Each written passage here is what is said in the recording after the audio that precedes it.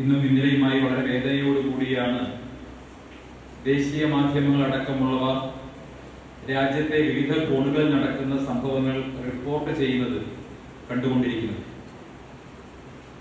നികുതിദായകരുടെ നികുതിപ്പണം ഉപയോഗിച്ചുകൊണ്ട് ഓടിക്കൊണ്ടിരിക്കുന്ന രാജ്യത്തെ തീവണ്ടികൾ, കത്തിക്കൊണ്ടിരിക്കുന്ന കാഴ്ചകൾ, അക്രമാസക്തരായ യുവാക്കളുടെ കൂട്ടം, മുഖം മൂടിയിട്ട യുവാക്കളുടെ കൂട്ടം അക്രമോത്സുകരായി രാജ്യത്തെമ്പാടും പല നഗരങ്ങളിലും റെയിൽവേ സ്റ്റേഷനുകൾ ആക്രമിക്കുന്നതും തീവണ്ടികൾ കത്തിക്കുന്നതും പോലീസ് സ്റ്റേഷൻ കത്തിക്കുന്നതും ഒക്കെയായ കാഴ്ചകൾ മാധ്യമങ്ങളിലൂടെ കാണുമ്പോൾ വളരെയധികം ഹൃദയവേദന ഓരോ രാജ്യത്തിലേക്കും തോന്നുക സ്വാഭാവികമാണ്. പ്രതിഷേധിക്കാനും എതിർക്കാനും ഒക്കെ നമ്മുടെ നാട്ടിൽ എല്ലാവർക്കും അവകാശമുണ്ട്. പ്രതിഷേധിക്കാനുള്ള അവകാശങ്ങളെ ഒന്നും ആരും തടസ്സപ്പെടുത്തുന്നില്ല. സർക്കാരിന്റെ ഏതെങ്കിലും പുതിയ പരിപാടികളെ, നയങ്ങളെ വിമർശിക്കാൻ എല്ലാവർക്കും അവകാശമുണ്ട്. അതിനെതിരായി നിയമ നടപടികൾ സ്വീകരിക്കാനുള്ള ധാരാളം സ്കോപ്പ് നമ്മുടെ രാജ്യത്തുണ്ട്. നിയമപരമായി നമ്മുടെ നാട്ടിൽ എന്തിനേയും ഏതിനേയും ചോദ്യം ചെയ്യാൻ കഴിയുന്ന സാഹചര്യവും ഹൈക്കോടതി മുതൽ സുപ്രീം കോടതി വരെയുള്ള നിരവധി നിയമപരമായിട്ടുള്ള കടമ്പകൾ, സാധ്യതകൾ പ്രതിഷേധിക്കുന്നവരുടെ മുന്നിലുണ്ട്. പക്ഷെ എന്തുകൊണ്ടോ കഴിഞ്ഞ ഒരാഴ്ചക്കാലത്തിനിടയ്ക്ക് മാത്രം പ്രഖ്യാപിച്ചിട്ടുള്ള ഒരു പുതിയ പദ്ധതിയെ കുറിച്ച് വളരെ പെട്ടെന്ന് തന്നെ സമൂഹത്തിൽ യുവാക്കൾക്കിടയിൽ വലിയ തോതിൽ തെറ്റിദ്ധാരണ പടരുകയും അതിന്റെ ഭാഗമായി വയലന്റ് ആയിട്ടുള്ള ഒരു ജനക്കൂട്ടം പല സ്ഥലങ്ങളിലും അക്രമം അഴിച്ചുവിടുകയും ചെയ്യും. ഈ അക്രമത്തിന്റെ സ്വഭാവവും അതിന്റെ രീതിയും അതിന്റെ രീതിശാസ്ത്രവും കാണുമ്പോൾ സ്വാഭാവികമായും നമ്മുടെ മനസ്സിൽ ഉയരുന്ന സംശയം, ഇത് ആരൊക്കെയോ ഓർക്കസ്ട്രേറ്റ് ചെയ്തിട്ടുള്ള ഒരു കലാപശ്രമമാണോ എന്ന് സ്വാഭാവികമായും തോന്നിപ്പോവുകയാണ്. നമുക്ക് മനസ്സിലാകുന്നത് ഈ കലാപശ്രമത്തിന് പുറകിൽ ആസൂത്രിതമായിട്ടുള്ള ചില അജണ്ടകളുണ്ട് എന്ന് തന്നെയാണ്. അതല്ലെങ്കിൽ എങ്ങനെയാണ് യുവാക്കളെ നിമിഷ നേരം കൊണ്ട് ഇങ്ങനെ സംഘടിപ്പിച്ച് നൂറുകണക്കിന് ചെറുപ്പക്കാരെ മുഖം മൂടി അണിഞ്ഞുകൊണ്ട്, മുഖം മൂടി ഇട്ട് തന്നെ പോകണം എന്ന് നിർബന്ധിക്കുന്നുണ്ട്, മുഖം മൂടി അണിഞ്ഞുകൊണ്ട് പോകാൻ വേണ്ടി എങ്ങനെയാണ് സംഘടിപ്പിക്കാൻ സാധിക്കുന്നത്? രാജ്യത്തെ മുഖ്യധാര രാഷ്ട്രീയ പാർട്ടികൾക്കോ സംഘടനകൾക്കോ സാധിക്കാത്ത തരത്തിൽ എങ്ങനെയാണ് ഈ വയലന്റ് ആയിട്ടുള്ള മോബ് ഇത്ര പെട്ടെന്ന് രൂപപ്പെട്ടത്? സ്വാഭാവികമായിട്ടും അതിന് പുറകിൽ ചില ആളുകളുടെ അജണ്ടയുണ്ട് എന്ന് നമുക്ക് സംശയിക്കേണ്ടി വരും. ഈ അഗ്നിപഥ് പദ്ധതിയെ എതിർക്കുന്നവരുടെ പശ്ചാത്തലവും അവരുടെ ബിസിനസ്സും എന്താണെന്ന് പരിശോധിച്ചാൽ തന്നെ ഇങ്ങനെ യുവാക്കളെ സംഘടിപ്പിച്ചതിന് പുറകിൽ ആരാണ് എന്ന് നമുക്ക് ഏകദേശം ഒരു സൂചന ലഭിക്കും. നമ്മുടെ സൈന്യത്തിലേക്കുള്ള റിക്രൂട്ട്മെന്റ് എന്ന് പറയുന്നത് പല ഭാഗങ്ങളും വലിയൊരു ബിസിനസ്സാണ്. പരിശീലനം നൽകുക, സൈന്യത്തിലേക്ക് ചേരാനുള്ള പരിശീലനം നൽകുക, ഇതൊരു വലിയ ബിസിനസ്സായി കൊണ്ടു നടക്കുന്ന ഒട്ടേറെ സ്ഥാപനങ്ങൾ നമ്മുടെ രാജ്യത്തുണ്ട്. ഞാൻ ആളുകളുടെ പേരൊന്നും എടുത്തു പറയാൻ ആഗ്രഹിക്കുന്നില്ല. പക്ഷേ കേരളം മുതൽ രാജ്യത്തിന്റെ മറ്റു ഭാഗങ്ങളിലുള്ള ആളുകൾ വരെ ഇതിനെ എതിർക്കുന്ന പ്രധാനപ്പെട്ട ആളുകൾക്ക് മുഴുവൻ സൈനിക റിക്രൂട്ട്മെന്റ്, സൈനിക പരിശീലന കേന്ദ്രങ്ങൾ സ്വന്തമായിട്ടുള്ളവരാണ് എന്ന കാര്യം നമ്മൾ വിസ്മരിച്ചുകൂടാ.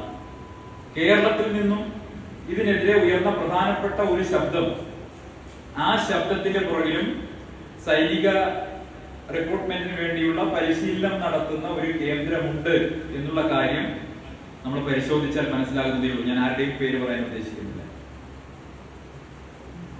രാജ്യത്തെ പ്രതിപക്ഷം ഈ ഒരു വിഷയം കിട്ടിയ ഉടനെ രാഹുൽ ഗാന്ധിയും പ്രിയങ്ക ഗാന്ധിയും സോണിയാഗാന്ധിയും ഒക്കെ ചാടി വീഴുകയാണ്. ഇന്ന് കേരളത്തിലെ ഒരു യുവ MP, രാജ്യസഭാ MP ഡൽഹിയിൽ പോയി നടത്തിയ സമരത്തിന്റെ ദൃശ്യങ്ങൾ നിങ്ങൾ കണ്ടിട്ടുണ്ടാകും. അദ്ദേഹം യുവാക്കളുടെ തൊഴിലിന് വേണ്ടി, യുവാക്കൾക്ക് തൊഴിൽ ലഭിക്കാൻ വേണ്ടി സമരം ചെയ്യുന്നു എന്നാണ് പറയുന്നത്. ആ MP ആരാണെന്ന് നിങ്ങൾക്കറിയാം. സ്വന്തം ഭാര്യയ്ക്ക് പിൻവാതിൽ നിയമനം വാങ്ങിക്കൊടുത്തതിന്റെ പേരിൽ ആരോപണ വിധേയനായിട്ടുള്ള MP ആണ് രാജ്യത്തെ ലക്ഷക്കണക്കിന് യുവാക്കൾക്ക് തൊഴിൽ നേടിക്കൊടുക്കാൻ ഡൽഹിയിൽ പോയി സമരം ചെയ്തത്. അതവിടെ നിൽക്കട്ടെ. ഈ ആക്ഷേപം ഉന്നയിക്കുന്നവരുടെ ചരിത്രവും നമ്മളൊന്ന് ആദ്യം പരിശോധിച്ച ശേഷം അഗ്നിപഥ് എന്ന് പറയുന്ന ഈ പുതിയ സ്കീം, ഈ പദ്ധതി, അതുമായി ബന്ധപ്പെട്ട ചില വസ്തുതകളിലേക്ക് നമുക്ക് കടക്കാം. എനിക്ക് തോന്നുന്നത് അങ്ങനെ സംസാരിക്കുന്നതായിരിക്കും ഉചിതമെന്ന് തോന്നുന്നു. ഇവിടെ എനിക്ക് മുൻപേ സംസാരിച്ച ഷാജി അദ്ദേഹം പറയുകയുണ്ടായി, ഞാൻ ജനിച്ച പശ്ചാത്തലത്തെ കുറിച്ച് സംസാരിക്കുകയാണ്. എന്റെ അച്ഛൻ ഒരു സൈനിക ഉദ്യോഗസ്ഥനായിരുന്നു. എനിക്ക് അഭിമാനത്തോടെ പറയാൻ കഴിയും. ഒരുപക്ഷെ എന്റെ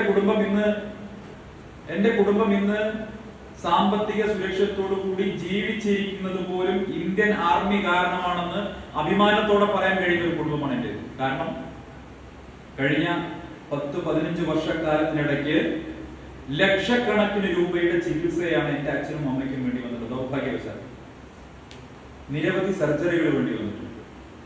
ഒരുപക്ഷെ എന്റെ അച്ഛൻ സൈനിക സേവനത്തിലായിരുന്നില്ലെങ്കിൽ, ECHS ഫെസിലിറ്റി ഉണ്ടായിരുന്നില്ലെങ്കിൽ എന്റെ കുടുംബം ഇന്ന് ദാരിദ്ര്യത്തിന്റെ കാണാക്കയങ്ങളിലേക്ക് തള്ളപ്പെടുമായിരുന്നു. ഞങ്ങൾ ഒരുപക്ഷെ ഏറ്റവും ദരിദ്രരായിട്ട് ജീവിക്കേണ്ട അവസ്ഥ വരുമായിരുന്നു.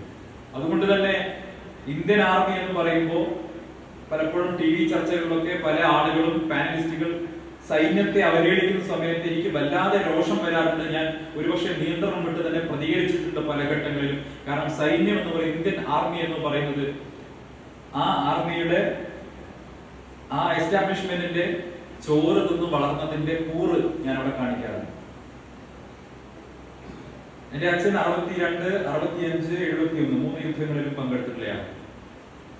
ഇപ്പോഴും സമൂഹ മാധ്യമങ്ങളിലൊക്കെ സജീവമായിട്ട് ഇടപെടുന്ന ഒരാളാണ്.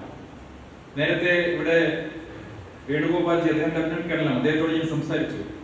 വളരെ ചെറിയൊരു സമയമാണ് അദ്ദേഹത്തെ പരിചയപ്പെടാൻ കിട്ടിയത്.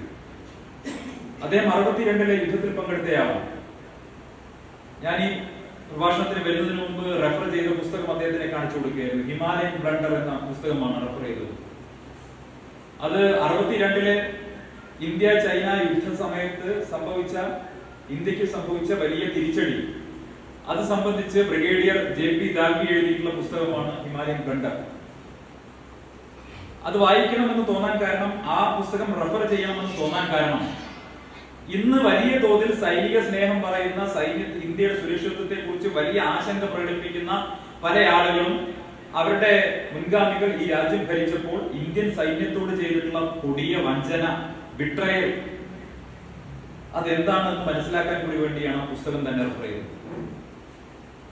നമ്മുടെ സൈന്യത്തിന് വലിയൊരു ചരിത്രമുണ്ട്. അത് ബ്രിട്ടീഷ് ഭരണകാലത്ത് മുതൽ അതിനു മുൻപ് തന്നെ തുടങ്ങിയ ചരിത്രമാണല്ലോ.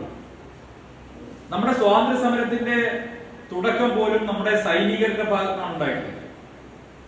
നമ്മുടെ സൈന്യത്തിന്റെ ഭാഗത്തു നിന്നാണ്, അല്ലെങ്കിൽ ഇന്ത്യൻ സൈനികരുടെ ഭാഗത്തു നിന്നാണ് സ്വാതന്ത്ര്യ സമരത്തിന്റെ തുടക്കം പോലും ഉണ്ടായിട്ടുള്ളത്. 1857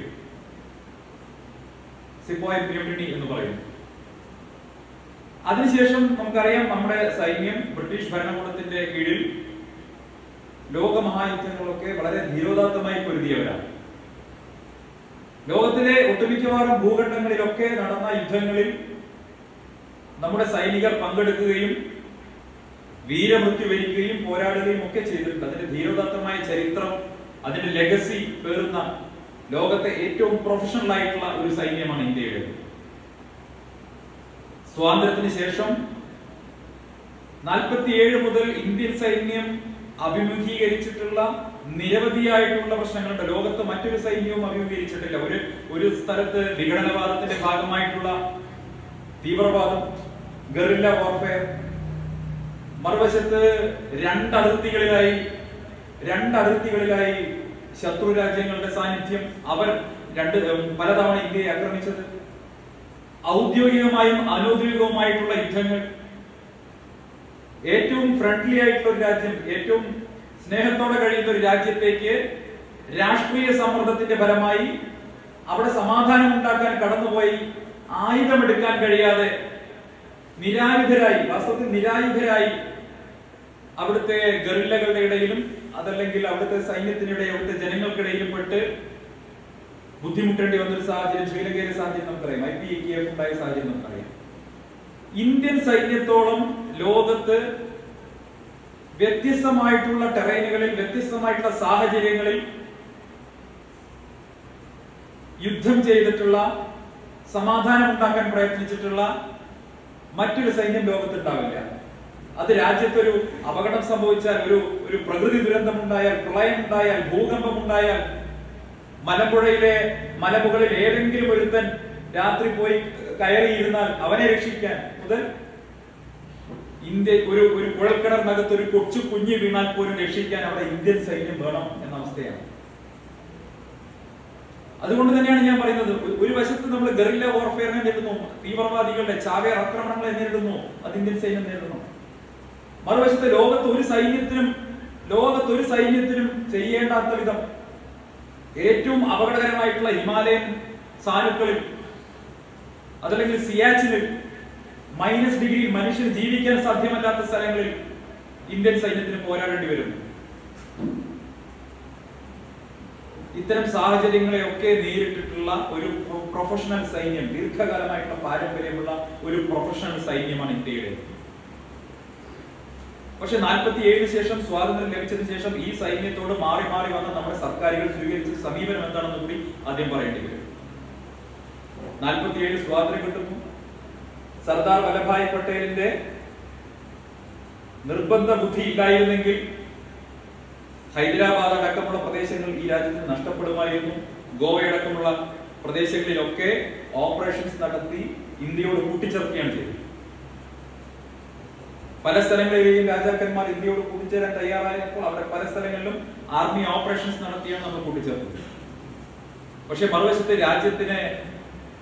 രാജ്യത്തിന്റെ പ്രധാനമന്ത്രിയായിരുന്ന വ്യക്തി നെഹ്റു, അദ്ദേഹത്തോടുള്ള എല്ലാ ആദരവും നിലനിർത്തിക്കൊണ്ട് പറയട്ടെ, എന്താ സംഭവിച്ചത്?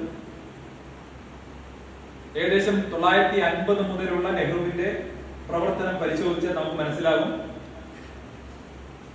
ലോക രാജ്യങ്ങൾക്കിടയിലെ ഒരു ഏറ്റവും തലമുതിർന്ന നേതാവായി മാറാൻ സ്വയം അവരോധിക്കാൻ വേണ്ടി അദ്ദേഹം നടത്തിയിട്ടുള്ള പരിശ്രമങ്ങൾ ആഫ്രിക്കൻ രാജ്യങ്ങൾ മുതൽ ചേരിചേരാ നയം രൂപപ്പെടുത്തി, ചേരിചേരാ രാഷ്ട്രങ്ങളുടെ ഒരു സംവിധാനം എന്ന പേരിൽ രൂപപ്പെടുത്തി അവരുടെയൊക്കെ നേതാവായി, ലോക നേതാവായി സ്വയം പ്രതിഷ്ഠിക്കാൻ വേണ്ടി അദ്ദേഹം ശ്രമിച്ചപ്പോ അദ്ദേഹം രാജ്യത്തിന് നേരിടുന്ന വെല്ലുവിളികളെ കുറിച്ച് തീർത്തും ബോധവാനായിരുന്നില്ല. ചൈനയോട് അമിതമായിട്ടുള്ള വിധേയത്വം അദ്ദേഹം കാണിച്ചു, അന്ധമായിട്ടുള്ള സൗഹൃദം കാണിച്ചു. ചൈന ഒരിക്കലും തന്നെ ചതിക്കില്ല എന്ന് അദ്ദേഹം വിശ്വസിച്ചു. നമ്മുടെ സൈന്യത്തെ ഏകദേശം 10 വർഷക്കാലം, 50 മുതൽ 60, 62 വരെയുള്ള കാലം, 10-12 വർഷക്കാലം ആ സൈന്യത്തെ അന്നത്തെ സ്ഥിതിക്ക് അനുസരിച്ച് മോഡേണൈസ് ചെയ്യാനോ ആ സൈന്യത്തിന് വേണ്ട ആയുധങ്ങൾ കൊടുക്കാനോ ഏതെങ്കിലും തരത്തിലെ മാറ്റങ്ങൾ കൊണ്ടുവരാനോ ഒന്നും തന്നെ അന്നത്തെ നെഹ്റു ഗവൺമെന്റ് ശ്രമിച്ചില്ല എന്നുള്ളതാണ് വസ്തുത. ഒരുപക്ഷെ ടിബറ്റിലേക്ക് ചൈന കടന്നു കയറിയ സമയത്ത് അതിനെതിരെ പ്രതികരിക്കാൻ പോലും നെഹ്റു തയ്യാറായില്ല. ഇന്ത്യയുടെ സുരക്ഷ എല്ലാ കാലത്തും ടിബറ്റ് എന്ന് പറയുന്ന രാജ്യത്തിന്റെ സ്വതന്ത്രമായിട്ടുള്ള നിലനിൽപ്പായിരുന്നു. പക്ഷേ ആ ടിബറ്റിലേക്ക് ചൈന കടന്നു കയറിയപ്പോ അതിനെതിരെ പ്രതികരിക്കാൻ പോലും നെഹ്റു തയ്യാറായില്ല. ചൈനയോടുള്ള വിധേയത്വം, UN സെക്യൂരിറ്റി കൗൺസിലിൽ ഇന്ത്യക്ക് സ്ഥിരാംഗത്വം വാഗ്ദാനം ചെയ്യപ്പെട്ടപ്പോ അതുപോലും വെള്ളിത്തളികയിൽ കൊണ്ടുപോയി ചൈനയ്ക്ക് കൊണ്ടുപോയി വെച്ചു കൊടുത്തു നെഹ്റു. അങ്ങനെ രാജ്യത്തിന്റെ സുരക്ഷ സംബന്ധിച്ച് തന്റെ വ്യക്തിപരമായിട്ടുള്ള പ്രതിച്ഛായ ഊട്ടിയുറപ്പിക്കാൻ വേണ്ടി രാജ്യത്തിന്റെ സുരക്ഷയെ തന്നെ ബലി കഴിക്കുന്ന സമീപനം ഇന്ത്യയുടെ പ്രഥമ പ്രധാനമന്ത്രി നെഹ്റു ചെയ്തപ്പോ നമ്മുടെ സൈന്യത്തിന്റെ സംവിധാനങ്ങളുമൊക്കെ അതീവ ദുർബലമായി തീർന്നു. അങ്ങനെയാണ് 962-ൽ ചൈനയ്ക്ക് വളരെയധികം എളുപ്പത്തിൽ ഇന്ത്യയിലേക്ക് കടന്നു കയറാവുന്ന സ്ഥിതി ഉണ്ടാവുന്നത്. ഒരുപക്ഷെ നെഹ്റുവിന്റെ ജീവിതത്തിലെ ഏറ്റവും വലിയ അദ്ദേഹത്തിന്റെ മരണം വരെ എത്തുന്ന ചില സംഭവങ്ങൾ പിന്നീട് നടക്കുന്നുണ്ട്. ഏറ്റവും വലിയ ബ്ലണ്ടർ എന്ന് പറയുന്നത് തീർച്ചയായിട്ടും 62-ൽ അദ്ദേഹത്തിന്റെ ചൈന പോളിസി തന്നെയാണ്. 62-ൽ ചൈന കടന്നു കയറുന്നു. നമ്മുടെ രാജ്യത്തിന് ആധുനിക ആയുധങ്ങളില്ല. തെറ്റായിട്ടുള്ള ഉത്തരവുകളിലൂടെ നമ്മുടെ സൈന്യത്തെ കൊണ്ടുപോയി കൊലക്കി കൊടുക്കുന്ന സമീപനം ഉണ്ടാകും.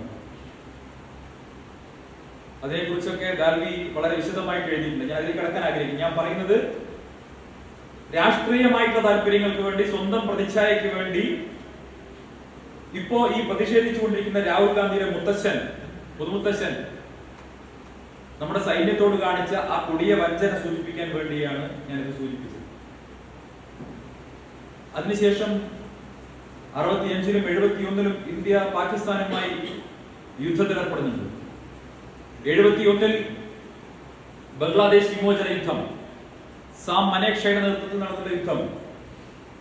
ആ യുദ്ധത്തിൽ ഇന്ത്യ ഐതിഹാസികമായിട്ടുള്ള വിജയം നേടുകയാണ്.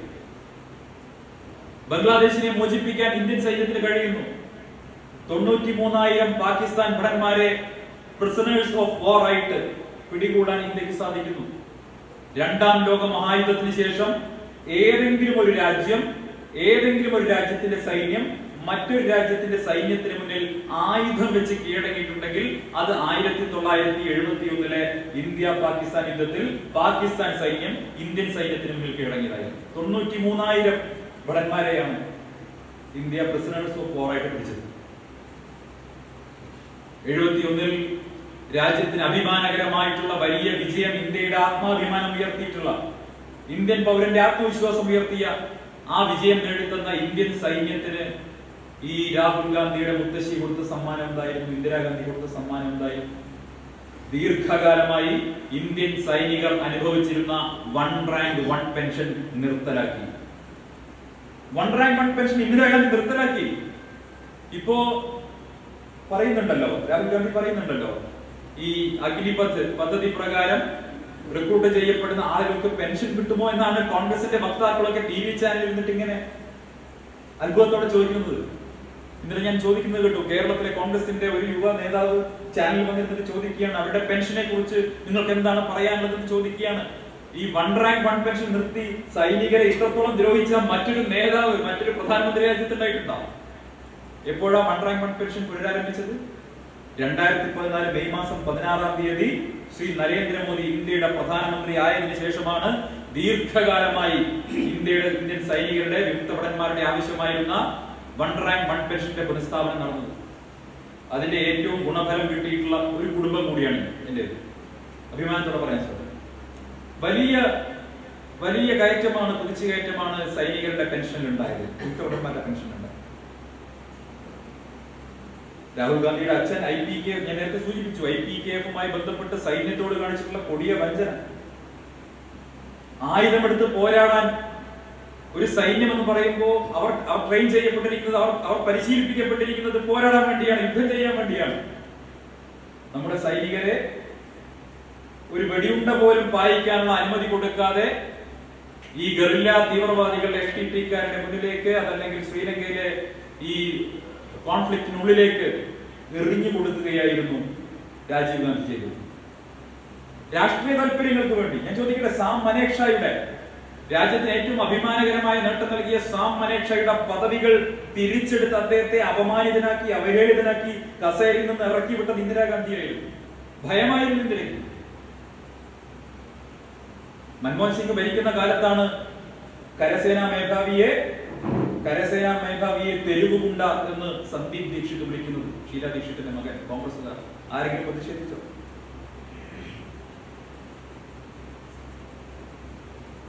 ഈ രാജ്യത്ത് സൈനികർക്ക് നേരെ അക്രമം നടക്കുന്ന സമയത്ത്, തീവ്രവാദി ആക്രമണങ്ങൾ നടക്കുന്ന സമയത്ത് 2014 മുമ്പ് എന്തായിരുന്നു അവസ്ഥ?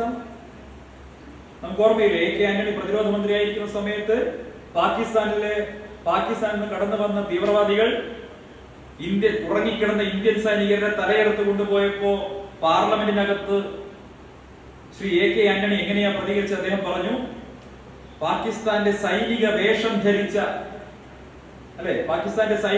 ധരിച്ച ചിലർ എന്ന് പറഞ്ഞ് ആ സംഭവത്തെ ലഘൂകരിച്ച് കാണാൻ ശ്രമിച്ചു, വെള്ളപൂശാൻ ശ്രമിച്ചു, പാകിസ്ഥാനെ വെള്ളപൂശാൻ ശ്രമിച്ചു.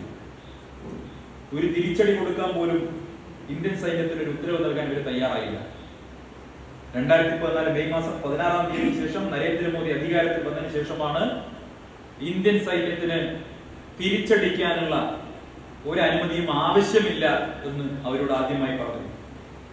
ഡൽഹിയിൽ നിന്ന് ഉത്തരവ് വരാൻ വേണ്ടി നിങ്ങൾ കാത്തിരിക്കേണ്ട, ഇങ്ങോട്ട് വെടിയുണ്ട വന്നാൽ തിരിച്ച് പീരങ്കി ഉണ്ട അയക്കണം എന്നുള്ള നിർദ്ദേശമാണ് ഡൽഹിയിൽ നിന്ന് കൊടുത്തത്.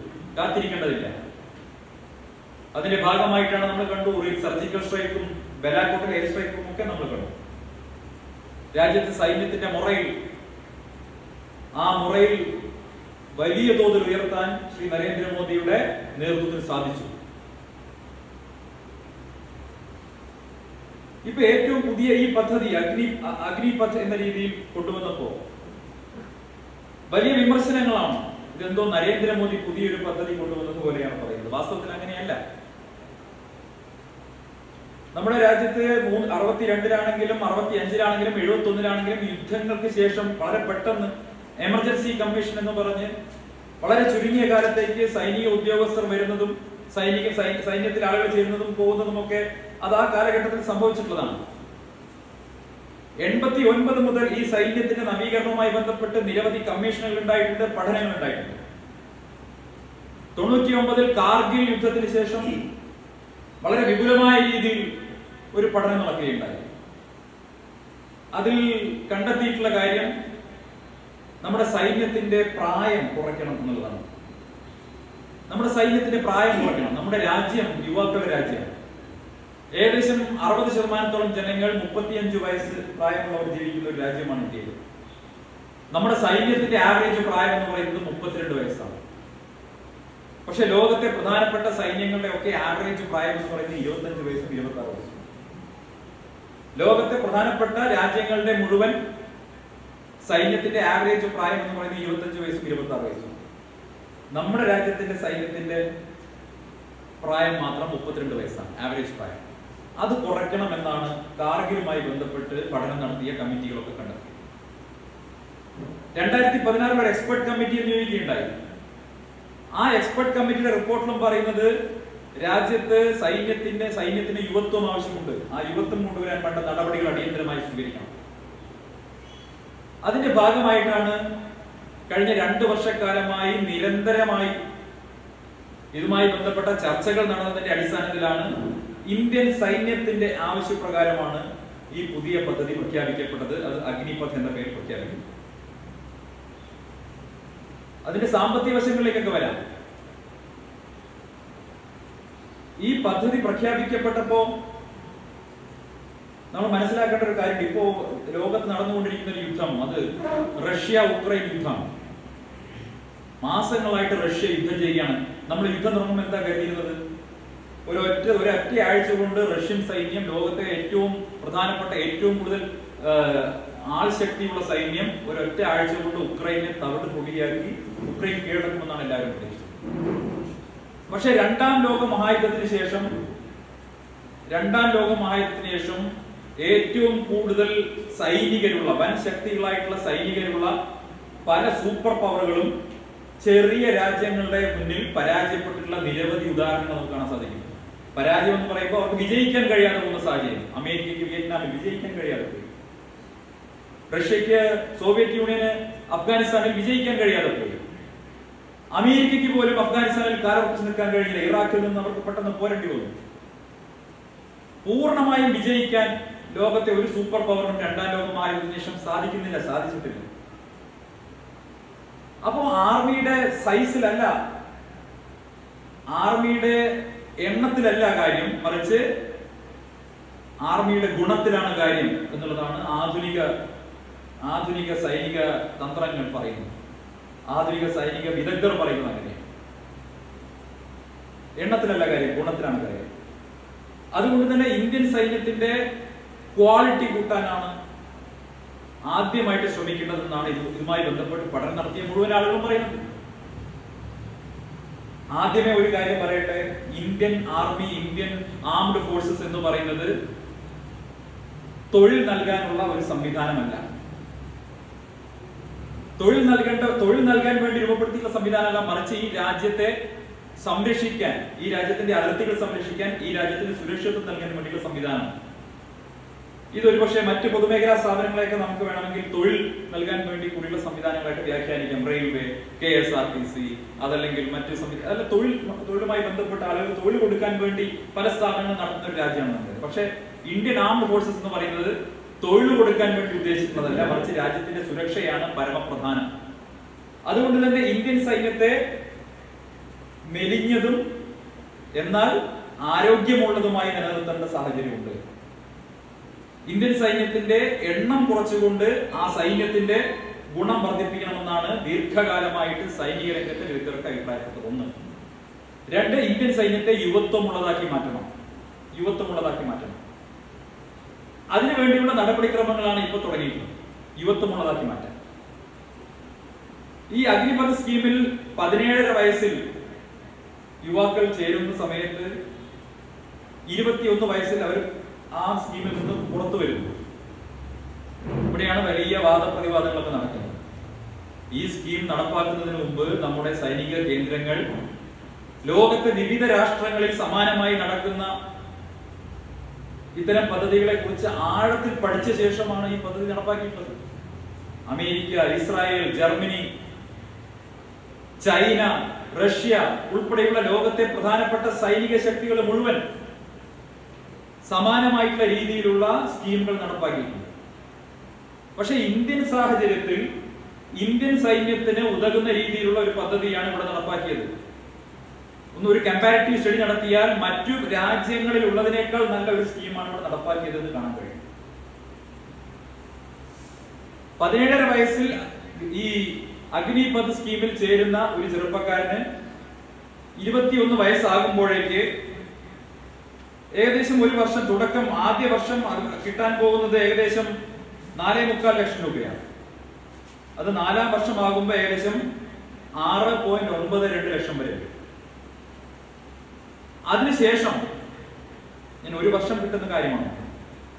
അതിനുശേഷം 4 വർഷം കഴിഞ്ഞ് അദ്ദേഹം പുറത്തു വരുന്ന സമയത്ത് സേവാനിധി എന്ന പേരിൽ ഏകദേശം 12 ലക്ഷം രൂപ, 11.25 ലക്ഷം രൂപയും ഈ ചെറുപ്പക്കാരന്റെ കയ്യിൽ കൊടുക്കും. അതിന് നികുതിയില്ല.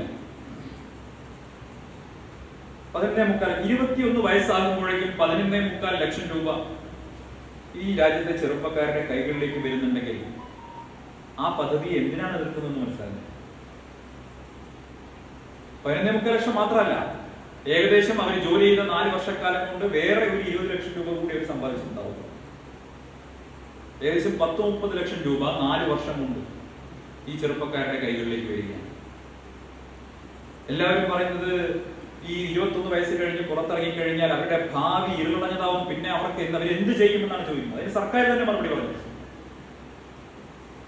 ഞാൻ ചോദിക്കട്ടെ, സർക്കാരിന്റെ ആശ്രയമോ ഇനി മറ്റ് കമ്പനികളുടെ ജോലിയോ അതെല്ലാം നിങ്ങൾ വിട്ടേക്കും. 11.25 ലക്ഷം രൂപയുമായി പുറത്തിറങ്ങുന്ന ഒരു യുവാവ് അദ്ദേഹത്തോടൊപ്പം പുറത്തിറങ്ങുന്ന ഒരു 4-5 അഗ്നിവീരന്മാരെ കൂടി സംഘടിപ്പിച്ചുകൊണ്ട് ഒരു പുതിയ ബിസിനസ് സംരംഭം തുടങ്ങിക്കഴിഞ്ഞാൽ അവർക്ക് അവരുടെ ക്യാപിറ്റൽ എത്രയാവും? ഒരു 60 ലക്ഷം രൂപ ക്യാപിറ്റൽ ഒരു ബിസിനസ് തുടങ്ങാൻ അവർക്ക് സുഖമായി കഴിയില്ലേ? സ്വാഭാവികമായിട്ടും ബാങ്കുകളും സഹായിക്കില്ലേ? വളരെ ഏറ്റവും സരളമായി ചിന്തിച്ചു കഴിഞ്ഞാൽ തന്നെ പുറത്തിറങ്ങുന്ന ആളുകൾക്ക് സ്വന്തമായി ബിസിനസ് ചെയ്യാനുള്ള അല്ലെങ്കിൽ എന്തെങ്കിലും ചെയ്യാനുള്ള പൈസ കയ്യിൽ വെക്കുന്നുണ്ട്. 21 വയസ്സിന്റെ ചെറുപ്പക്കാരുടെ കയ്യിലാണെന്ന് ആലോചിക്കും. ഇനി അതല്ലെങ്കിൽ സർക്കാർ കൃത്യമായി പറഞ്ഞിട്ടുണ്ട്, ഏകദേശം 25% പേരെ ആർമിയുടെ റെഗുലർ സർവീസിലേക്ക് പ്രവേശിപ്പിക്കും. അവരെ ആരെയും റോഡിലേക്ക് ഇറക്കിവിടാൻ പോകുന്നില്ല. ആർമിയുടെ റെഗുലർ സർവീസിലേക്ക് തന്നെ 20% പേരെ പ്രവേശിപ്പിക്കും. അവർക്ക് പെൻഷൻ അടക്കമുള്ള അല്ലെങ്കിൽ ദീർഘകാലം അവിടെ പ്രവർത്തിക്കാൻ സാധിക്കും. ബാക്കി 75% പേർ അവര് പുറത്തിറങ്ങി കഴിഞ്ഞാൽ അവരെ രാജ്യത്തിന്റെ അർദ്ധ സൈനിക വിഭാഗങ്ങളിൽ പാരാമിലിറ്ററി സർവീസിൽ അവർക്ക് 10% സംവരണം നൽകും. സ്വാഭാവികമായിട്ടും അവർക്ക് ജോലി കിട്ടാനുള്ള സാധ്യത വളരെയേറെയാണ്. ഇന്ത്യൻ സൈന്യത്തിന്റെ പരിശീലനം സിദ്ധിച്ചിട്ടുള്ള, നല്ല ട്രേഡ് കിട്ടിയിട്ടുള്ള, അതിൽ ഇന്ത്യൻ സൈന്യത്തിന്റെ അച്ചടക്കവും അനുശാസനവും ലഭിച്ചിട്ടുള്ള ചെറുപ്പക്കാരെ റിക്രൂട്ട് ചെയ്യാൻ എനിക്ക് ഉറപ്പുണ്ട് ഈ രാജ്യത്തെ വലിയ കോർപ്പറേറ്റ് കമ്പനികൾ മുതൽ സംസ്ഥാന സർക്കാരുകൾ വരെ ക്യൂ നിൽക്കുമെന്നുള്ള കാര്യത്തിൽ ഒരു സംശയവും വേണ്ട. ഒരു സംശയവും അകാര്യത്തിൽ വേണ്ട. ഞാൻ ചോദിക്കട്ടെ, കേരളത്തിൽ ഇപ്പോ പോലീസ് സംവിധാനത്തിന്റെ ഭാഗമായി ട്രാഫിക് നിയന്ത്രിക്കാൻ ആരെയാണ് വിനിയോഗിക്കുന്നത്? നിയുക്തഭടന്മാരെയല്ലേ? ഹോം ഗാർഡുകൾ എന്ന പേരിൽ നിയുക്തഭടന്മാരെയല്ലേ വിനിയോഗിക്കുന്നത്? നമ്മുടെ ദേശസാൽകൃത ബാങ്കുകളിലൊക്കെ പോയി പരിശോധിക്കുക, അവിടെ ഇന്ന് ജോലി ചെയ്യുന്നവരിലേറെയും വിമുക്തഭടന്മാരാണ്. എന്തുകൊണ്ടാണ്? വിമുക്തഭടന്മാർ എന്ന് പറയുന്നത് ഇന്ത്യൻ സൈന്യത്തിന്റെ പരിശീലനം ലഭിച്ചിട്ടുള്ള ഡിസിപ്ലിൻഡ് ആയിട്ടുള്ള ആളുകളാണ്. അവർക്ക് ജനങ്ങളോട് കൂടുതൽ നല്ല രീതിയിൽ പെരുമാറാനും സേവനം നൽകാനും സമയം പാലിച്ചുകൊണ്ട് കാര്യങ്ങൾ ചെയ്യാനുള്ള കഴിവുമുണ്ട്, പ്രാപ്തിയുണ്ട് എന്നതിന്റെ അടിസ്ഥാനത്തിലാണ് വിമുക്തഭടന്മാർക്ക് ജോലി കൊടുക്കുന്നത്. അപ്പൊ 21 വയസ്സിൽ പുറത്തിറങ്ങുന്ന ഒരു യുവാവ് 4 വർഷക്കാലം അവന്റെ ജീവിതത്തിൽ ഒരു ഇന്ത്യൻ സൈന്യത്തിൽ നിങ്ങൾക്ക് വേണമെങ്കിൽ യൂണിവേഴ്സിറ്റി ആയിട്ട് വിശേഷിപ്പിക്കാം. അവന്റെ ഒരുപാട് കഴിവുകൾ അവിടെ പ്രോത്സാഹിപ്പിക്കപ്പെടുകയാണ്. അത് സ്പോർട്സ് രംഗത്താകാം, മറ്റേതെങ്കിലും രംഗത്താവാം. ആർമിയിൽ ചേർന്ന് കഴിഞ്ഞാൽ ഇന്ത്യൻ സൈന്യത്തിന്റെ പരിശീലനം ലഭിക്കുന്ന ഒരു ചെറുപ്പക്കാരൻ ഏതെങ്കിലും ഒരു മേഖലയിൽ അവന്റെ എക്സലൻസ് തെളിയിക്കുകയാണ്. സ്വാഭാവികമായിട്ടും 21 വയസ്സിൽ പുറത്തിറങ്ങുമ്പോൾ ആ ചെറുപ്പക്കാരനെ കാത്തിരിക്കുന്നത് ഒട്ടേറെ സാധ്യതകളാണ്. അത് നമ്മുടെ പാരാമിലിറ്ററി സർവീസിലെ ജോലി മുതൽ നമ്മുടെ സംസ്ഥാന സർക്കാരിന്റെ വിവിധ ഒരുപക്ഷെ പോലീസ്, അതുപോലെ തന്നെ വിവിധ സ്ഥാപനങ്ങളിലേക്കുള്ള ജോലി വരെ, അതുപോലെ കോർപ്പറേറ്റ് മേഖലയിൽ, നിലവിൽ കോർപ്പറേറ്റ് മേഖലയിലെ ആളുകൾ വലിയ ഔത്സുക്യത്തോടു കൂടിയാണ് ഈ പദ്ധതിയെ സ്വാഗതം ചെയ്തിട്ടുള്ളത്. ഞങ്ങൾ തയ്യാറാണ് റിപ്പോർട്ട് ചെയ്യാനെന്നാണ് പറഞ്ഞത്. അതുകൊണ്ട് തന്നെ 21 വയസ്സിൽ പുറത്തിറങ്ങുന്ന ഒരു യുവാവ് അദ്ദേഹത്തിന് ജോലി നഷ്ടപ്പെടും എന്ന് പറയുന്ന വാദം അത് നിലനിൽക്കുന്നതല്ല എന്നുള്ളതാണ് നമുക്ക് പ്രധാനമായിട്ട് പറയാൻ. അത് നിലനിൽക്കുന്ന വാദമല്ല. ഇന്ന് ഇന്ത്യൻ ആർമി തന്നെ അക്കാര്യം വ്യക്തമാക്കിയിട്ടുണ്ട്. റെഗുലർ സർവീസിൽ ഇന്ത്യൻ സൈന്യത്തിൽ ചേരുന്ന പല ആളുകളും 5-6 വർഷം കഴിയുമ്പോൾ എക്സിറ്റ് ആവുന്നുണ്ട്, അതല്ലെങ്കിൽ 15 വർഷം കഴിയുമ്പോൾ എക്സിറ്റ് ആവുന്നുണ്ട്. അങ്ങനെ എക്സിറ്റ് ആവുന്ന ഒരു പ്രായം 32 വയസ്സ് 35 വയസ്സും ഒക്കെയാണ്. ഇവര് ഈ 35 വയസ്സിൽ എക്സിറ്റ് ആവുന്ന ആളുകളും യുവാക്കളാണല്ലോ. അവർ എന്ത് ചെയ്യുന്നു എന്ന് ആരും പരിശോധിക്കാറില്ലല്ലോ. അവർക്കൊക്കെ അവരുടെ ഒന്നും ജീവിതം എങ്ങനെയാണ് എന്ന് ആരും പരിശോധിക്കുന്നില്ലല്ലോ. പക്ഷെ ഈ ഒരു പുതിയ പദ്ധതി വന്നപ്പോൾ അതിനെ എതിർക്കാൻ വേണ്ടി എതിർക്കുക, നരേന്ദ്രമോദി സർക്കാർ എന്ത് കൊണ്ടുവന്നാലും അതിനെ എതിർക്കാൻ വേണ്ടി എതിർക്കുക എന്നുള്ളതൊരു ശൈലിയായി മാറിയതുകൊണ്ട് ഈ പദ്ധതിയെയും ഒന്ന് എതിർത്ത് കളയാം എന്നാണ് കരുതുന്നത്. നോക്കൂ, ഒരു 21 വയസ്സുള്ള യുവാവ് ഇന്ത്യൻ സൈന്യത്തിന്റെ പരിശീലനം കിട്ടി പുറത്തിറങ്ങി കഴിഞ്ഞാൽ സ്വാഭാവികമായിട്ടും നമ്മുടെ രാജ്യത്തിനുണ്ടാവുന്ന ഗുണങ്ങൾ ഒട്ടേറെയാണ്. ഒന്ന്, രാജ്യത്തോടുള്ള നമ്മുടെ യുവാക്കളുടെ പ്രതിബദ്ധത, നമ്മുടെ രാജ്യത്തിന്റെ സുരക്ഷിതത്വം, അതൊക്കെ വലിയ തോതിൽ വർദ്ധിക്കാൻ പോവുകയാണ്. നമ്മുടെ യുവത്വത്തെ വഴിതെറ്റിച്ച് കൊണ്ടുപോകുന്ന ഒട്ടേറെ ഘടകങ്ങൾ സമൂഹത്തിലുണ്ട് നമുക്കറിയാം. നമ്മുടെ യുവത്വത്തെ വഴിതെറ്റിച്ച് രാജ്യത്തിനെതിരാക്കി തീർക്കുന്ന ഒട്ടേറെ ഘടകങ്ങളുണ്ട് നമുക്കറിയാം. അപ്പോ നമ്മുടെ രാജ്യത്തിന് അത്തരം ഘടകങ്ങളോടൊക്കെ പൊരുതി നിൽക്കാൻ, അല്ലെങ്കിൽ ഒരു പ്രതിരോധം ഉയർത്താൻ ഈ യുവാക്കളെ കൊണ്ട് കഴിയും എന്നുള്ളതാണ് പ്രധാനപ്പെട്ട വസ്തുത. സ്വാഭാവികമായിട്ടും ചെറുപ്പക്കാര് ഇന്ത്യൻ സൈന്യത്തിൽ പോയി പുറത്തിറങ്ങി കഴിഞ്ഞാൽ അവർ വലിയ ദേശസ്നേഹികളായിട്ട് മാറും. ചില ആളുകൾ ആശങ്ക പ്രകടിപ്പിക്കുന്നത് കൊണ്ട് സൈന്യത്തിലേക്ക് ഈ ചില ആളുകൾ നുഴഞ്ഞു കയറിയാലോ എന്ന പേടി. ട്വിറ്ററിൽ ആരോ ആശങ്ക പ്രകടിപ്പിച്ചതായിട്ടുണ്ട്. അപ്പോ എന്റെ അച്ഛൻ തന്നെയാണ് എന്നോട് പറഞ്ഞത്, ആരോ മറുപടി ഇട്ടുണ്ടല്ലോ, നിങ്ങൾ അതൊന്ന് തിരിച്ചു ചിന്തിച്ചായിരുന്നു. ഈ തീവ്രമായി ചിന്തിക്കുന്ന ആളുകൾ സൈന്യത്തിനകത്ത് പോയി അവിടെ പ്രശ്നം ഉണ്ടാക്കുമെന്നല്ല, ഇന്ത്യൻ സൈന്യത്തിന്റെ ഭാഗമായി മാറിക്കഴിഞ്ഞാൽ ആ തീവ്രമായി ചിന്തിക്കുന്ന ആളുകൾ വരെ ദേശസ്നേഹികളായി മാറും എന്നുള്ള കാര്യത്തിൽ ഒരു തർക്കവും വേണ്ട, ഒരു സംശയവും വേണ്ട.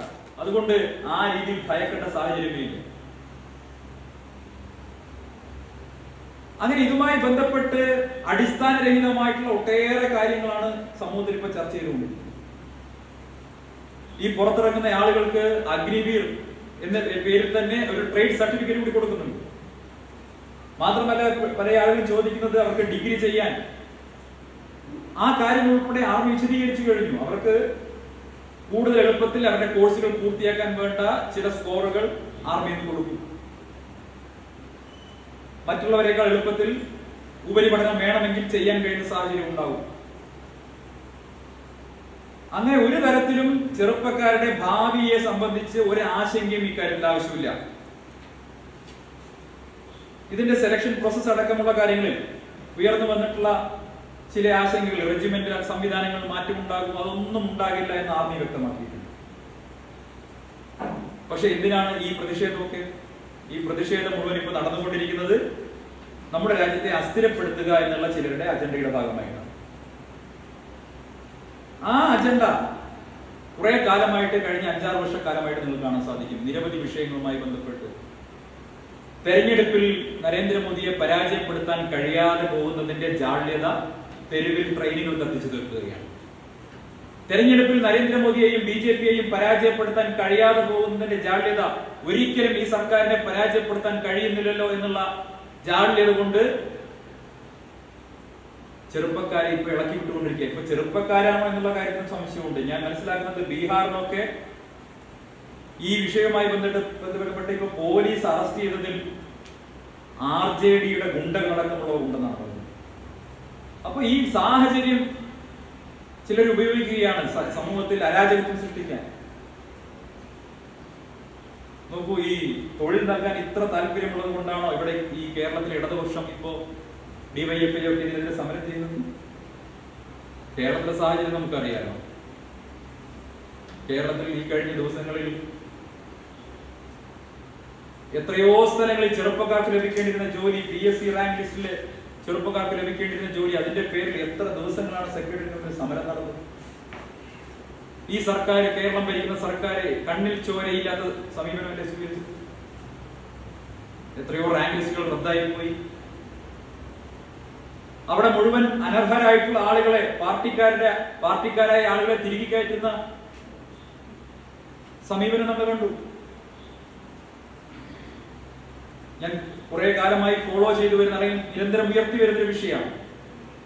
96 ഏപ്രിൽ 1-ാം തീയതി AK ആന്റണി സർക്കാർ സംസ്ഥാനത്തെ ചാരായ നിരോധനം കൊണ്ടുവന്നു. ആ ചാരായ നിരോധനം കൊണ്ടുവന്നപ്പോൾ തൊഴിൽ നഷ്ടപ്പെട്ടിട്ടുള്ള ചാരായ തൊഴിലാളികളുണ്ട് 50,000-ഓളം പേര്. ഈ കേരളത്തിലെ അങ്ങോളം ഇങ്ങോളം കാണുന്ന CPM-ന്റെ, CPI-യുടെ ഒക്കെ രമ്യഹർമ്മ്യങ്ങൾ ആ ചാരായ തൊഴിലാളികളുടെ അധ്വാനത്തിന്റെ വിയർപ്പിന്റെ ഫലമാണ്. ഓരോ തെരഞ്ഞെടുപ്പ് കാലത്തും LDF-കാർ ഇവരുടെ കമ്മിറ്റി വിളിച്ചിട്ട് പറയും, നിങ്ങൾക്ക് നിയമനം നൽകാം, മറ്റ് സ്ഥലങ്ങളിൽ നിയമനം നൽകാം. നിങ്ങൾക്കറിയോ, കേരളത്തിൽ കർഷകരെക്കാൾ കൂടുതൽ ആത്മഹത്യ ചെയ്തിട്ടുള്ളത് ചാരായ തൊഴിലാളികളാണ്. കർഷകരെക്കാൾ കൂടുതൽ അനാഥമാക്കപ്പെട്ടുള്ളത് ചാരായ തൊഴിലാളികളുടെ കുടുംബങ്ങളാണ്. അവർക്ക് മുഴുവൻ ബീവറേജ് കോർപ്പറേഷനിൽ പുനർനിയമനം നൽകുമെന്നാണ് പറഞ്ഞിരുന്നത്. ഈ അടുത്ത ദിവസങ്ങളിൽ വന്ന വാർത്ത നിങ്ങൾ കണ്ടിട്ടുണ്ടാവും. തൃശ്ശൂർ അടക്കമുള്ള പ്രദേശങ്ങളിൽ ബീവറേജസ് കോർപ്പറേഷനിൽ അനധികൃതമായിട്ട് ജോലി കിട്ടിയിട്ടുള്ളത് മുഴുവൻ ഒരൊറ്റ CPM നേതാവിന്റെ കുടുംബത്തിൽ 5-6 പേർക്കാണ് ജോലി കിട്ടിയിട്ടുള്ളത്. കണ്ടില്ലേ? ഞാൻ ഈ വിഷയം TV-യിൽ ഒരു തവണ ഉയർത്തിയപ്പോൾ കുന്നംകുളത്തുനിന്ന് ഒരു പെൺകുട്ടി വിളിച്ച് പൊട്ടിക്കരഞ്ഞുകൊണ്ട് പറഞ്ഞു, എന്റെ അച്ഛൻ ചാരായ തൊഴിലാളിയായിരുന്നു, ആത്മഹത്യ ചെയ്തു, ഞങ്ങൾക്ക് തൊഴിൽ കിട്ടിയിട്ടില്ല. എത്രയോ വർഷമായി തൊഴിൽ തണ്ടി നടക്കുന്ന ആളുകൾ കേരളത്തിലുണ്ട്. അങ്ങനെയുള്ള 10,000-കണക്കിന് ലക്ഷക്കണക്കിന് ആളുകളെ വഞ്ചിച്ചിട്ടുള്ള, യുവാക്കളെ വഞ്ചിച്ചിട്ടുള്ള ആളുകൾ ഇന്ന് അഗ്നിപഥിന്റെ കാര്യം പറഞ്ഞ് തെരുവിലിറങ്ങി സമരം ചെയ്യുന്നത് വാസ്തവത്തിൽ കാപട്യമാണ്, ഇരട്ടത്താപ്പാണ്. നമ്മുടെ സൈന്യം, ഇന്ത്യൻ സൈന്യം, അതിനെ ലോകത്തെ ഏറ്റവും പ്രൊഫഷണൽ ആയിട്ടുള്ള, ഏറ്റവും യുവത്വം നിറഞ്ഞ സൈന്യമായി നിലനിർത്തണം എന്നുള്ളതാണ് കേന്ദ്ര സർക്കാർ മുന്നോട്ട് വയ്ക്കുന്നത്. അതിനുവേണ്ടി രൂപീകരിക്കപ്പെട്ടിട്ടുള്ള കമ്മീഷനുകൾ, ആ കമ്മീഷനുകൾ പറഞ്ഞിട്ടുള്ള, നിർദ്ദേശിച്ചിട്ടുള്ള നിർദ്ദേശങ്ങളാണ് ഇപ്പോൾ നടപ്പിലാക്കിക്കൊണ്ടിരിക്കുന്നത്. അടുത്ത നൂറ്റാണ്ട് അല്ലെങ്കിൽ വരുന്ന കാലങ്ങളിൽ എങ്ങനെയുള്ള മാറ്റമാണ് ഈ പുതിയ അഗ്നിപഥ് പദ്ധതി സൈന്യത്തിൽ കൊണ്ടുവരാൻ പോകുന്നത് എന്നുള്ള കാര്യം കൃത്യമായി തന്നെ ഇന്ത്യൻ സൈന്യം പറഞ്ഞു. നമ്മുടെ ഓപ്പറേഷൻ ചെയ്യാനുള്ള നമ്മുടെ കഴിവ്, അല്ലെങ്കിൽ യുദ്ധസന്നദ്ധത, ഇന്ത്യൻ സൈന്യത്തിന്റെ യുദ്ധസന്നദ്ധത അത് വളരെയധികം വർദ്ധിക്കുമെന്നാണ് ഇതുമായി ബന്ധപ്പെട്ട രംഗത്തിൽ വിദഗ്ധർ പറയുന്നത്.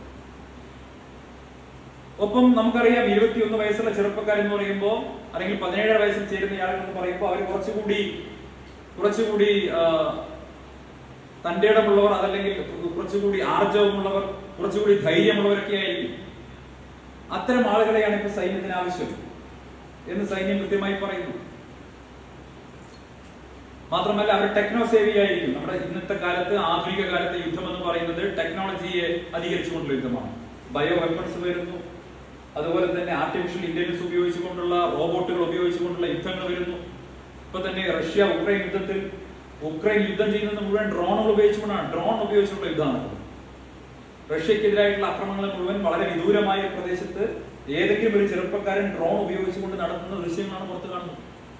അപ്പോ യുദ്ധത്തിന്റെ രീതികൾ മാറിയിരിക്കുന്നു, രീതിശാസ്ത്രങ്ങൾ മാറിയിരിക്കുന്നു. അതുകൊണ്ട് തന്നെ ടെക്നോ സേവി ആയിട്ടുള്ള ചെറുപ്പക്കാരെ നമുക്ക് ആവശ്യമുണ്ട്. ആധുനിക കാലത്തിന് അനുസരിച്ച രീതിയിൽ ഇത്തരം കാര്യങ്ങളിൽ അവഗാഹമുള്ള ചെറുപ്പക്കാരെയാണ് ഇപ്പോൾ സൈന്യത്തിന് ആവശ്യം എന്ന് ഇന്ത്യൻ സൈന്യം കരുതുന്നു. അതുകൊണ്ട് തന്നെയാണ് ഈ അഗ്നിപഥ് എന്ന പദ്ധതി, ആ പദ്ധതി നടപ്പിലാക്കാൻ വേണ്ടി ഇന്ത്യൻ സൈന്യം തീരുമാനിച്ചിട്ടുള്ളത്. തീർച്ചയായും ഇത് രാജ്യത്തെ സൈന്യത്തെ ആധുനികവൽക്കരിക്കാനുള്ള പരിശ്രമത്തിന്റെ ഭാഗമാണ്. ചില കാര്യങ്ങൾ കൂടി പറഞ്ഞ് അവസാനിപ്പിക്കാൻ ആഗ്രഹിക്കുകയാണ്.